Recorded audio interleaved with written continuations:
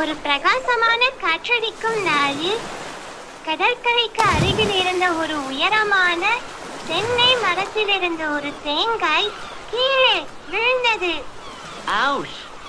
என்று அந்த தேங்காய் சிறிய சத்தத்தில் கூவி மணலில் தனிமையாடி கிடந்தது.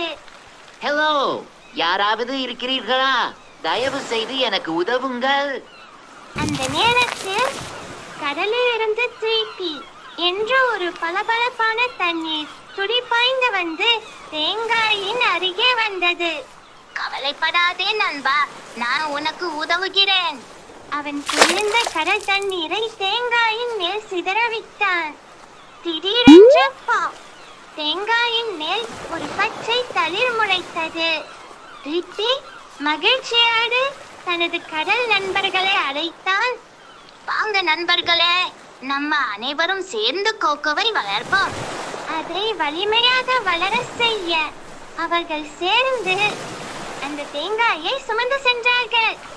லாப்ஸ்டர்கள் கிளிக் கிளிக் என்று சத்தம் போச்சு. மென்மையான மணலில் ஒரு பெரிய குழி தோண்டினார்கள். திருப்பியும் மற்ற நண்பர்களும் தேங்காயை மெதுவாக தூக்கி அந்த குழியில் வைத்தார்கள். மணலால் அதை மூடி வளர்ந்து வா குட்டி என்று அனைவரும் ஆரவாரம் செய்தார்கள்.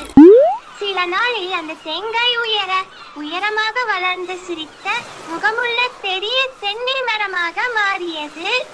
நன்றி நண்பர்களே என்று கோகோ இலைகளை ஆட்டி மகிழ்ச்சியோடு சொன்னது. கோகோ பச்சை இளந்தேங்காய்களை அறுத்து கடல் உயிரினங்களின் கைகளில் கொடுத்தான். அவர்கள் அந்த இளந்தேங்காய்களை கடற்கரை வழியா தூக்கி சென்று அருகில் விளையாடிக் கொண்டிருந்த குழந்தைகளுக்கு கொடுத்தார்கள். ஆஹா, புது தேங்காய் என்று குழந்தைகள் மகிழ்ச்சியுடன் கத்தினர். அவர்களோடு கிராமத்தில் இருக்கும் நல்ல மனம் கொண்ட விவசாயியிடம் கொடுத்தார்கள். வாங்க பிள்ளைகளே, நான் இதை திறந்து தருகிறேன். அவர் கவனமாக தேங்காய்களை வெட்டி உள்ளே ஸ்ட்ரா வைத்து கொடுத்தாரு. குழந்தைகள் சுரு சுரு என்று குடித்தனர். சுவையாக இருக்கே, நன்றி அண்ணா.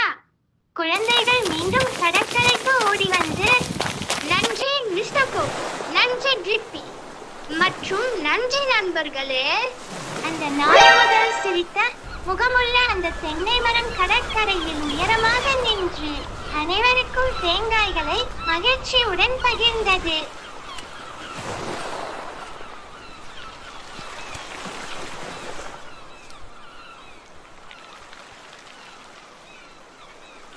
Please subscribe to my channel. Thank you.